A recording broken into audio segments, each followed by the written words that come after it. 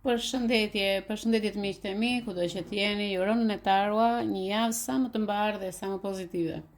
Kjo javë do sjell ndryshime dhe unë mora një pako letrash ku tregojmë mesazhet e universit, ne pyesim ata përgjigjen. Unë kam pyetur në përgjithësi, shikojmë se çfarë do na sjell kjo javë dhe letra e parë është letra e Astrës, që na tregon që ne meritojmë më të mirën tani tutje, kjo javë do jetë pozitive, do arrini yjet, do arrini ëndrat, do arrini disa pika që keni dashur në jetën tuaj dhe shikoj që duhet të bini në kompromis me disa gjëra në jetë.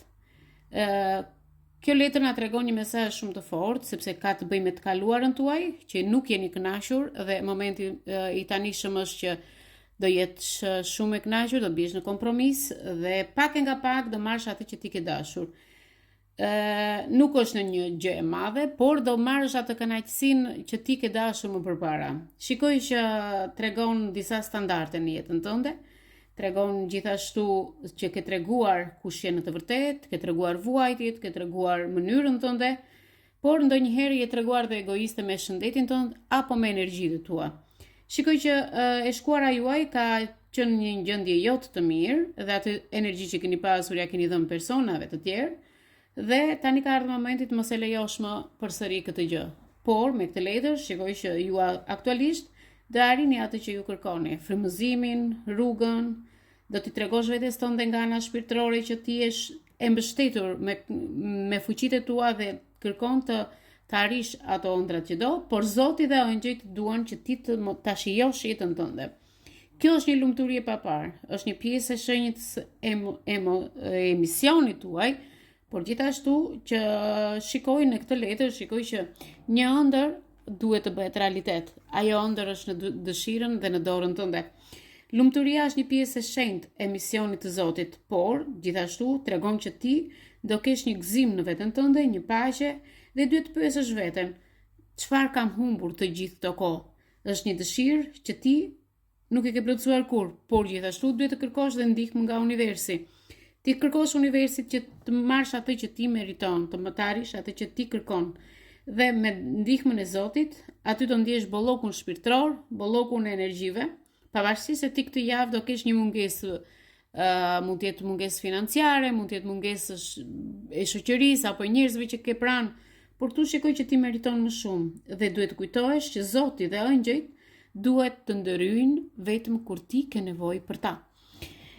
Parashikimi mund të zgjasë edhe me 2 video. Okej, vazhdojmë. Shikoj që kemi një letër shumë pozitive dhe kjo letër na tregon që ju aktualisht duhet kujdeseni më shumë për veten tuaj, duhet të kujdeseni më shumë për situatat, sepse duhet të vazhdoni të ecni përpara. Jeni në proces e sipër për diçka. Mesazhi i kësaj letre është duke kërkuar atë që unë dëshiroj të kem, duhet të ndjek udhëzimet e Zotit, sepse ajo është esenca e jetës, udhëzimi. Çfarë është të thënë duhet të merret. Por kjo situatë është e përshtatshme për disa prej jush. Janë disa informacione që ju kërkoni këto kohë të fundit dhe këto informacione do t'i sepse janë informacione jetësore. Por me sa shikoj këtu, shikoj që ju jeni duke gërmuar thellë dhe duke bërë pyetje atyre personave që janë të përfshirë në situatat tuaja. Besoj ndjenjës tënde, intuitës tënde dhe komunikimi, sepse komunikimi do vi një moment tek ju. Të lutem mos u shqetëso shumë për gjërat që po ndodhin, se vetmja mundësi është ajo që ti ke këtë moment dhe nuk duhet ose nuk është ajo që ti mendon, por duhet të jesh e prirur për gjëra të mira, mos haro se natyra e urren bollokun, por ti duhet të krijosh bollok, duhet të krijosh situata të reja dhe duhet të zbulosh ato situata. Ki besim në veten tënde sepse çdo situatë ka pasur interesa pozitive, por gjithashtu mund të kesh dhe një zhgënjim në ditët në vazhdim. Do thuash ti në atar sepse kemi dhe njerëz që na tradhtojnë, kemi dhe njerëz negativ. Dhe kjo është arsye sepse duhet të thrasësh universin, duhet të thrasësh atë që të jetë besnik ndaj teje.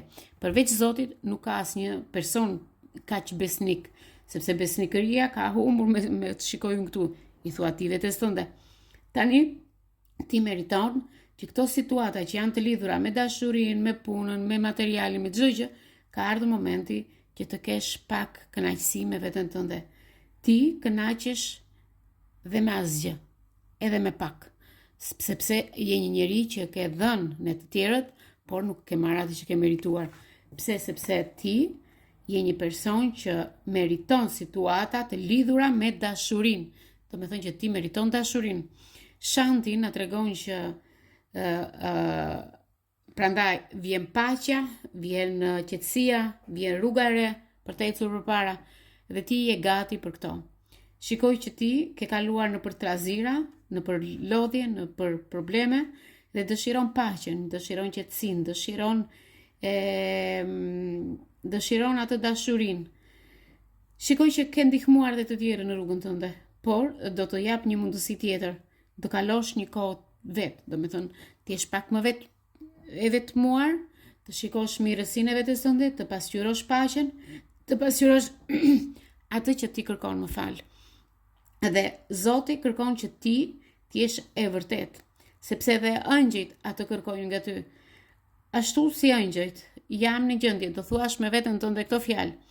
Ashtu si ëngjëjt janë në gjendje të qëndrojnë pezull në ajër, brenda syrit dhe uraganit, që çdo gjë që rretullohet rreth meje.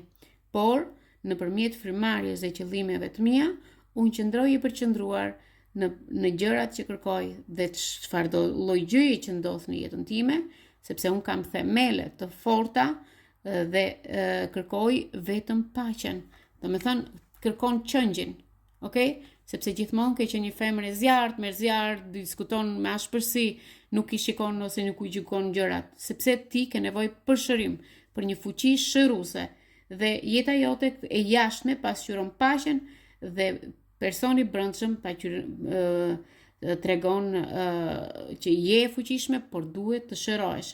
Rrugët të lëmuara shikoj përpara teje, rrugët të hapura përpara teje dhe shikoj që tani e keqja ka kaluar dhe është vetëm rezultati paqësor i kësaj situate që është diçka e garantuar.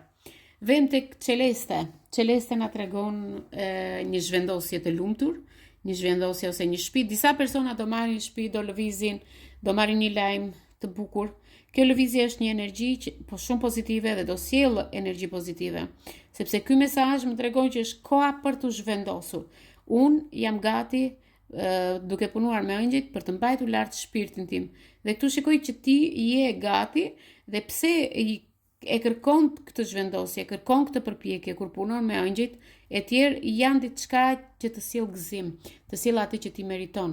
Dhe me sa shikoj këtu, shikoj që gjithashtu ti ndihmon dhe antar të tjerë, të familjes tënde, të rrethit tënd shoqëror, personat që janë në jetën tënde, dhe këta përshtaten me këtë, ose thjesht duke bërë pyetjen, çfarë po kërkoj unë? Unë i bëra të gjitha ato që më kërkoi universi dhe besoj te Zoti dhe tek ëngjëjt e mi. Por vendin e dur ku e kam? Nëse vendos një vend të caktuar që funksionon dhe sjell atë që ti kërkon, aty do të ndodh mrekullia. Mrekullia kërkon nëse ti përballesh me ndryshimet.